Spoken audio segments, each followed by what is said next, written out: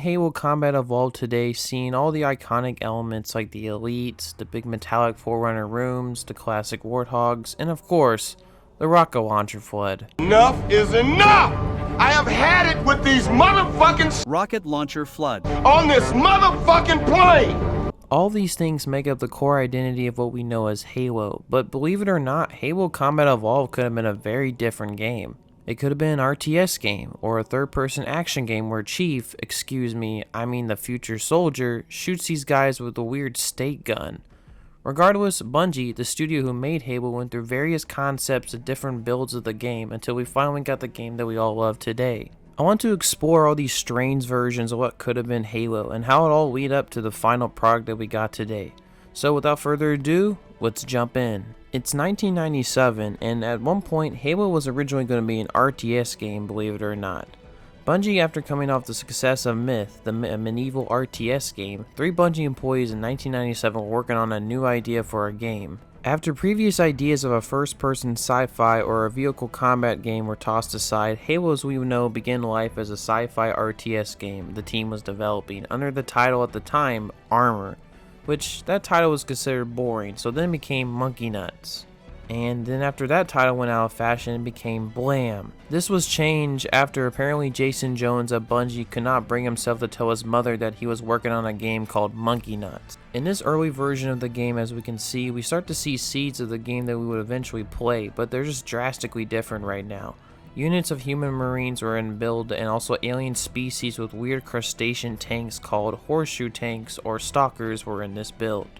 Also, other vehicles in this version of the game included helicopters and tanks, with the former being cut for not being futuristic enough. Like most RTS games, you were to command units and fight the alien forces, but Bungie added that there would be elevated terrain you can fight these forces on and cameras attached to a unit you command. Basic stuff now these days, but at the time pretty unique stuff. Also, vehicles would blow up and have effects with them, and as the developers were continuing working on this project, they started to mess around with the vehicles in the game and actually just realized how fun it would be just to drive them around. So with this in mind, by mid-1998 the decision was made to slowly transform this game into a third-person shooter game. It's 1998 and progress on the game is still continuing. The game would feature you, the player, which would look like an armored soldier, which at the time was nicknamed Future Soldier. This design for Chief was massively different from the one we would get later on, featuring a Predator-style cannon on his shoulder and a more anime-inspired design with wires on the back of his helmet and gaps in the armor of his legs. Overall, a good design, but a bit strange in my taste. Early versions of Halo would now feature this version of Chief, and in this build we see that there's a small reticle for aiming with guns, and the idea of placing weapons on the back of your character, an idea that would later be incorporated in Halo 3. Also, cut vehicles in this version including a boat that was nicknamed the 2 Floating Carrots, which it honestly kind of looks like that. Also, the mountainous terrain that was finally put into this game started to see something we would see in the final release. Also, you would get a hub design that was shaped like the Marathon logo in the corner of the screen. And as we can see that progress is being made in the game, the Halo ring makes its first appearance, albeit a little different with no threshold nearby and also a chunk of the ring missing. Although different for sure, Halo the game as we would know it was starting to take form, but problems would soon arise in the horizon. It's 1999. Bungie at this point had grown into 2 offices, Bungie West and East. West was working on an unknown project nicknamed Phoenix, which would turn into the Oni game, and the East was working on Halo.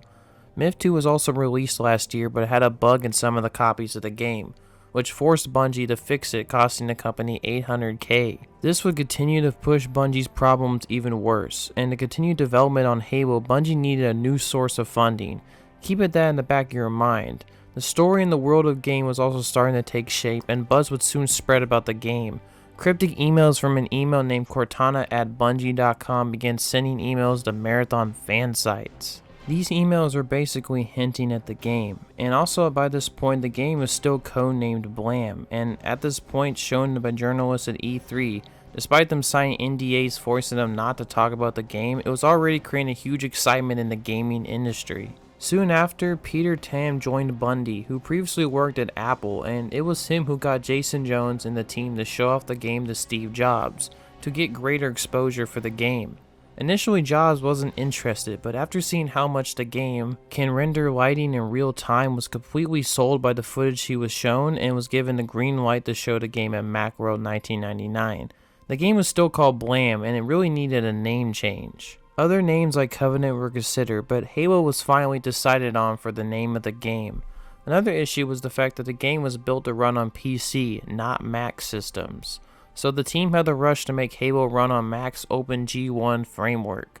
Also, the game's sound wasn't working at this point, so they needed music to go over the footage. That's where Marty O'Donnell, yes, Jesus himself, was brought in only days before Macworld to write the theme for Halo, with only Joe Stain's words of ancient, epic, and mysterious as his guidebook.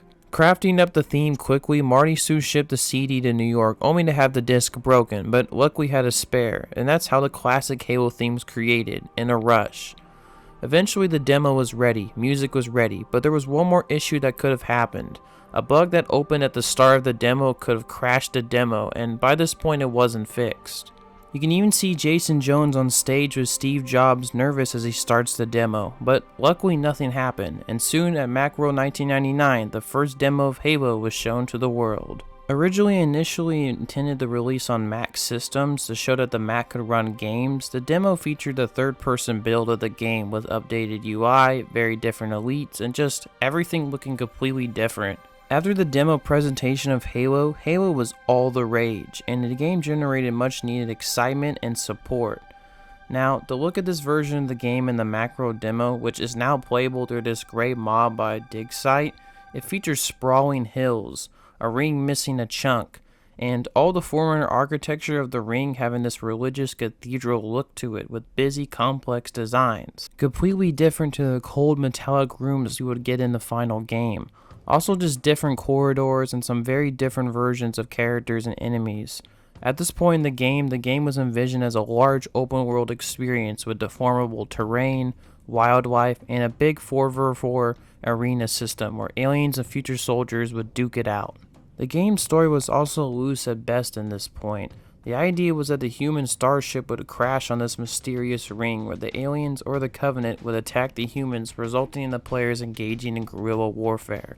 Also, the recently released Digsite mod of the game features a very early version of the story, where you, Future Soldier, or Cyborg, one of the nicknames for him, have to access the ring's control room through accessing various Covenant terminals to lower protective force fields. Eventually, you, the player, reach the control room and shut down the ring, with you flying off in the distance. Many of these things were cut from this build in the variants of the assault rifle, one with the grenade launcher, an awesome chain gun, the fuel rod cannon playable in Halo 1, the energy sword also playable in this build, a variant of the pistol with a scope and one with a laser. Also notable cut guns are the variants of the shotgun, snipers, and a weird fort gun. Enemies also were just originally different. As we can see in this version of the game, first elites featured a wildly different design, featuring less armor, showing more of their skin, and having no four mandibles, and instead just having a weird, creepy, regular mouth, which is all just pretty strange. Other enemies included this sniper design looking similar to a hunter, and of course the giant Dridnal, which is actually a pretty massive creature, and it would have been really cool to fight this in campaign. Luckily though, it's still technically part of Halo as it's also in the Halo lore. Other cut vehicles in this build also include a vehicle similar to the Spectre from Halo 2, also a cool stealth tank called the Viper that would eventually become the Scorpion, were among the many things cut in this build. Other weird concepts from this build include a giant rockworm that would attack you and other wildlife on the ring as well. Walking around in the demo world of this game, the terrain of this ring was also a bit different too, with different style of bridges and more drab features on the ground this time around. This version of Halo is very different, and it could have been the version we got, but events would soon force Bungie to change this vision of the game. It's 2000. Bungie had a successful presentation of Macworld, but Bungie is running out of money and needs to continue development. Eventually, Bungie reaches out to Microsoft, and they're interested in buying the company, with the intent up to the surprise of Bungie making Halo a console exclusive for their new game console, Xbox. At the time, Microsoft was looking some exclusives to sell Xbox, and figured Halo would do that, and boy it would. With funding now secured, Halo's development would move forward. Slowly we started to see things more closer to the final game. Bungie would show clips of the game at Macworld this year and on Bungie TV. And eventually in E3 2000, Bungie would show a 9-minute trailer that shows a build of the game closer to the release version, but with many differences. As you can see this time around, Chief's design in the trailer is completely redesigned, looking much closer to the final release with a few changes. For one, he has an antenna on his back, and also his visor and armor have different colors, with blue being part of it. Also, Chief's voice this time around sounds very robotic, and not gonna lie, kinda bad in the trailer. Recon reporting. Hostiles have been neutralized. Oh, hell no! Marines this time around look closer to their final release version, and Elites also look way closer to their final design. Albeit their voices are completely different this time around, with one even speaking flat out English at one point in the trailer, sounding like a line a prophet would say to a hierarch. This trailer shows a build of the game that I think looks good, but definitely need polish for sure. Other cut features from this build were the Blind Wolves and this Covenant Sniper, and some other changes to the hub and cut weapons. But at this point the game was still a third-person shooter. Eventually though, later on the decision was made by Jason Jones to turn this game from a third-person action shooter into a first-person shooter. This sudden change was done because after realizing the game would be not designed for PC but for Xbox, and also looking at the controller, the triggers felt like a trigger to a gun, which pushed Bungie to make the game a first-person shooter to help immerse the player more into the experience. Designer Jamie Grishamer wrote lines of script making sure that the controller when players are playing was able to discern player intent and also to assist player movement and also allow aim without being too obvious. Microsoft also wanted Halo to be the launch title, which means 6 months to make the game for the release of the Xbox, a pretty tight crunch table. It's 2001 and Bungie has absorbed all the members of Bungie West into East to fully work on Halo and get it out on time for the Xbox, and changes were being made. Bungie didn't show the game much beyond E3. There was a rumor that they were going to show it in the Xbox trailer for the Super Bowl, but that ultimately never happened. Instead, a fully live demo was shown off at GameStop 2001 with Jason Jones and Joe Stain playing it with a live audience. As we can see, it's pretty close to the final game, but with some differences. The hub is a different design with changed fonts and different colors. Also, grunts have armor on their legs, and the camera zooms in on Chief after each cutscene. Pretty weird. The level Silent Cartographer was chosen to be the demo for the GameStop presentation. Initially named B30, the level was essentially a test environment for the developers to test out guns or enemies. Eventually this was incorporated into the final build as a level in the game. Chief also in this demo has no blue or antenna this time around, and pretty much looks like Chief how he looks in the final game. Also the character is officially named the Master Chief in the game now, no more Future Soldier. Also this year, Halo was presented as a playable demo to audiences at E3 2001, but these demos were criticized for being buggy and slow, which there was an error actually on Bungie's part as they shipped the wrong build to E3. Regardless, crunch time was continuing, with the team working to the very last minute to finish the game. The recently leaked build 1749 was a build just 3 months from the release, still showed a game full of glitches and bugs, which just shows how insane crunch time was and how close the game could have been to a disaster. The team had to reuse assets just to pad the game out. The Banshee was a buggy mess and nearly didn't make it to the final game. The sniper and shotgun were nearly cut, and Halo was changed into Combat Evolved as the title. And even as a few weeks before the deadline, split-screen multiplayer was nearly cut. But after all the changes, Bungie made it nearly in time at the finish line, with the game passing certification on October 24, 2001. And eventually the final game was released on November 15th, 2001. And as we know, the rest is history.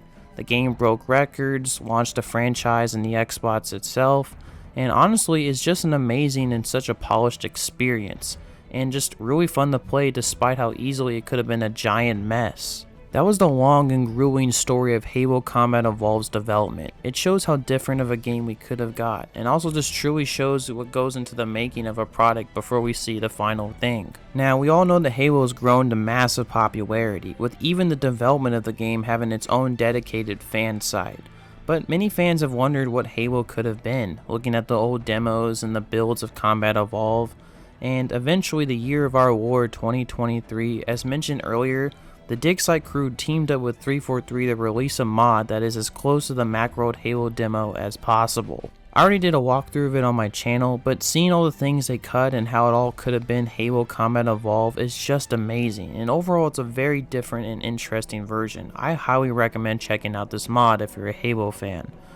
So, overall, that was the history of Halo Combat Evolved and its development, how it all could have been different, and how we could have got a very different Halo at the end of the day. Overall, if you liked this video, thanks for watching, and hopefully we'll see you in the next video. Bye.